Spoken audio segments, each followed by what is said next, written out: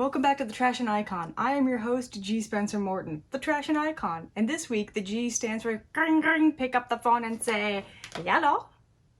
This is the Trashion Icon, where together we will turn crap into couture, garbage into glamour, and trash into Trashion. In each episode, we will be exploring a new material that is often overlooked or inappropriately recycled. We will break down what exactly is that material made of, how can it be properly recycled, and how can we best transform it into Trashion. By looking at fashion history, designers, ideas and vague concepts, maybe a philosophical debacle or two, just for some spice, and come up with a completely new garment made of trash. Everything I use will be garbage, secondhand, or recycled in some way. I make absolutely no guarantee it will be a success, but I do guarantee it will be an adventure. In this episode, we will be taking our first deep dive into the decrepit and dingy pollutant known as plastics. Specifically reflecting on our relationship with technology. Think about technology that you used to use that you don't use anymore. Fax machines, dial-up computers, cassette players, CD players. I mean, I grew up with CD players and they're gone. Think about what devices you used in the last 5 years that you don't use anymore. Old phones, headphones. I was shopping at Goodwill the other day and I came across this old rotary phone with buttons and wires and things that you had to plug into the wall. And I couldn't help but wonder, what happens to all those old devices? What happened to all of our fax machines and floppy disks? Where do they go? Can they be recycled? Assuming they're beyond reselling or repair, our old devices can actually be properly recycled almost entirely. They get broken down into their base components by being ground up and being scanned for precious materials. Plastic and glass are separated from the more precious components, such as gold, copper, and zinc that can be recycled and made into new devices. These precious metals and other materials are being overmined to keep up with the demand for newer technologies, specifically smartphones. So if you have an old cell phone or an old laptop that's just been sitting around forever, like all of us had our iPods, like I'm also nostalgic for my iPod, but it's not doing any good just sitting in the closet. I don't even have a charger for it anymore. So go through your closet, go find your old wires, your old devices, clear them off if you feel like that's important to you, to just clear off all your data, and please go recycle them. By recycling your old devices, you are helping to prevent overmining of very limited resources, and you're also helping us to find new and innovative ways to recycle. There's only so much gold in the world, and after many hundreds of years, we still haven't found the alchemic formula to make more gold, so if the wizards could please get on that, maybe we wouldn't have this problem, but the wizards are busy. We gotta do what we can do. You know, the wizards can only do so much. Gandalf has only so much time, apparently. So very much like in our last episode about recycling textiles, the main issue with recycling electronics, or specifically plastic-based electronics, isn't so much that we can't recycle things, it's that there's so much of them, and we're constantly making more. Like, think about it, there's a new iPhone or Galaxy phone or laptop or who knows what's coming out every year. Think about the sheer number of like cell phones and smartphones in existence. It's too much. The issue isn't that we can't recycle it, it's that there's so much being produced and used and replaced before the previous product is even broken or unusable. We're just replacing perfectly usable products for the new shiny thing. It's fast fashion. It's the same problem as fast fashion, except it's fast technology. A few decades ago, it would be bizarre and wild to think that we have an annual holiday dedicated to the competitive art of buying the fanciest, newest, cheapest electronics. Cyber Monday.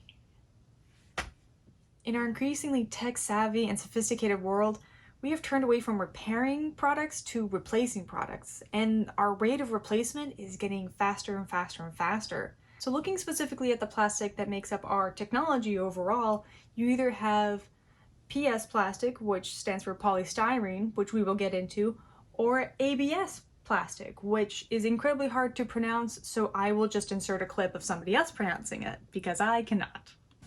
Acrylonitrile butadiene styrene. So polystyrene is usually what we think of when we think of like disposable not very recyclable plastic materials such as takeout containers, styrofoam, solo cups, CD case packaging. It's usually transparent and kind of brittle. It goes I hate that sound. I hate it so much. Whereas ABS plastic is actually the kind of plastic that you can melt down and reshape, so it's not nearly as disposable as PS plastic. So while precious metals, batteries, circuit boards, and glass can be extracted and recycled, the plastic can only sometimes be recycled, depending on what kind of plastic the manufacturers use. The bigger issue is that most of these products are not designed to be recycled at all, and there is no end-of-life cycle or end-of-use plan that's sustainable. Our electronics are getting smaller and smaller and lighter, so instead of using like screws and other disassemblable parts to make our phones, everything's now just super glued together, which makes it so much harder to break down and clean and safely remove, especially since so much glue is used to hold our phone batteries into place. That can be not only a difficult amount of glue to extract, it can also be quite dangerous because you're dealing with a battery that is very prone to ignition or even explosion if there's enough force or heat or friction applied to it. So you can imagine, like, if you have a little phone battery and you're trying to clean it off so it can be recycled, your instinct is just kind of chip away at it. You can't do that because you might cause it to explode. While the battery can be recycled, getting that battery to a place where it can be recycled and free of glue, that's a dangerous job. That's tricky. So going back to that end-of-life cycle concept, what can we do beyond just recycling our electronics that can help these products have new life? Maybe a new, more creative, fashion-forward, iconic life. A Trashion Icon life. Let's have a look at a more creative way to recycle, say, an old phone you find at Goodwill.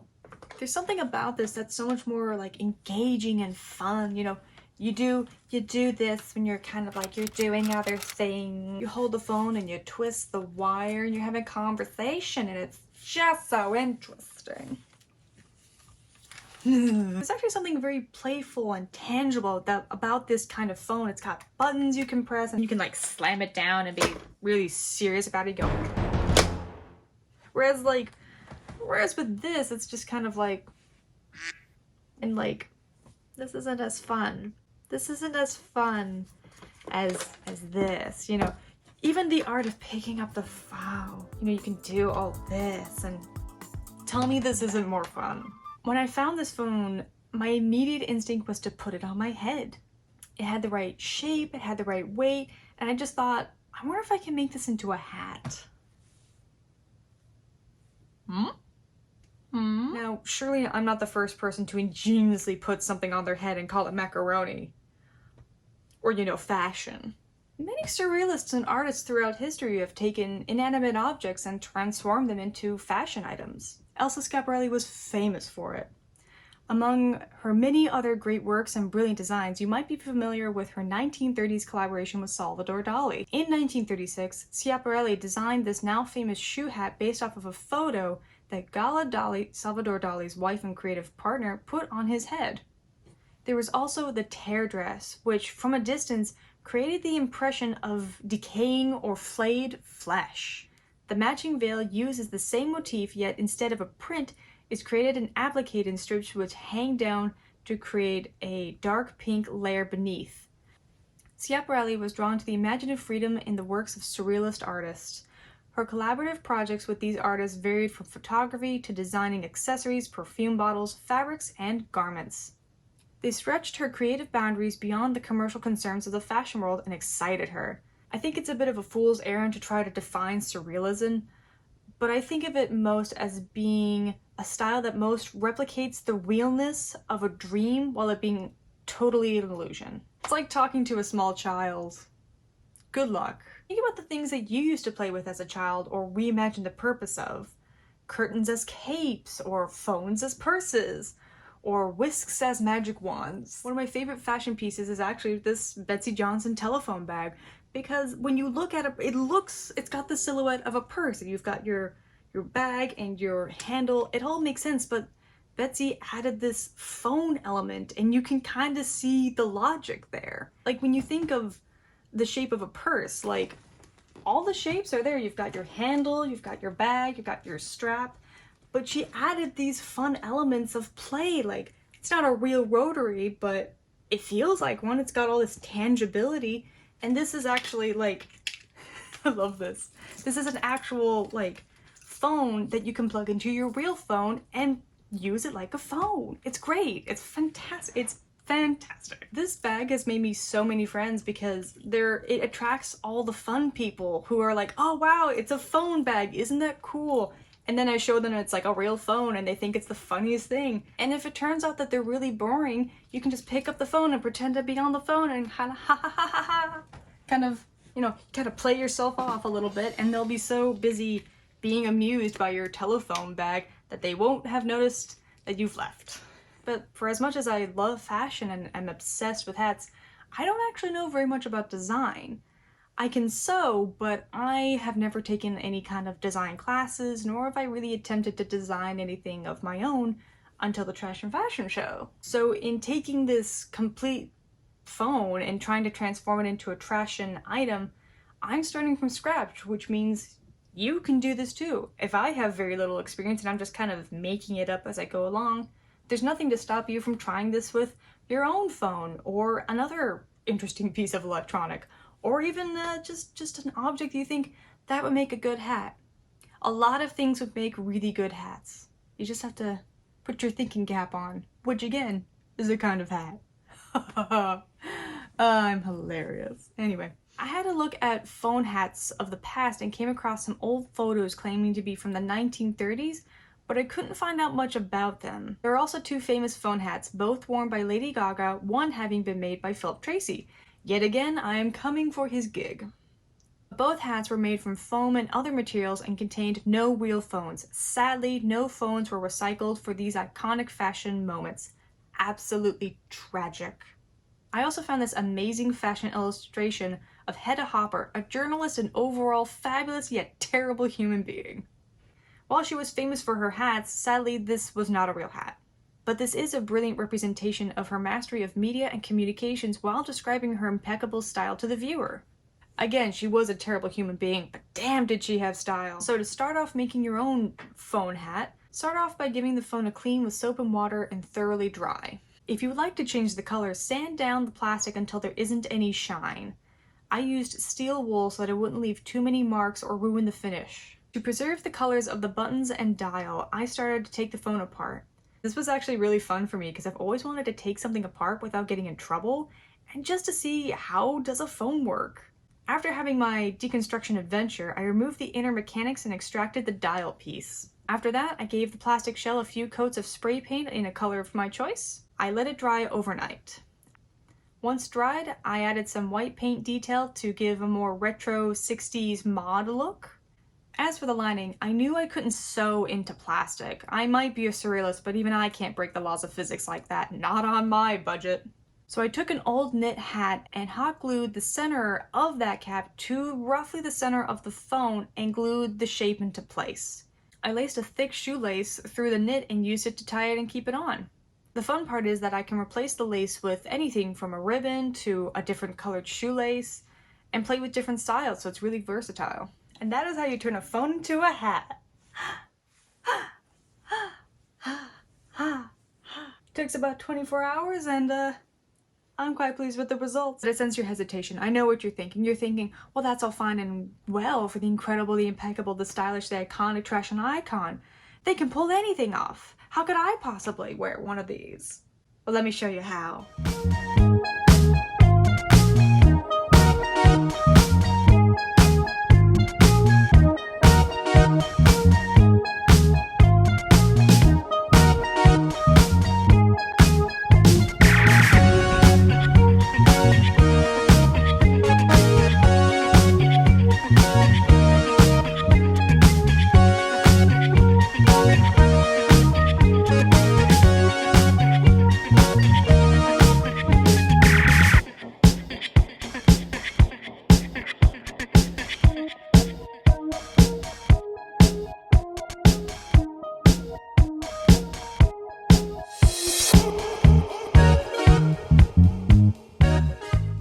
joining us on another exciting episode of the Trashion Icon. I have been your host, the Trashion Icon.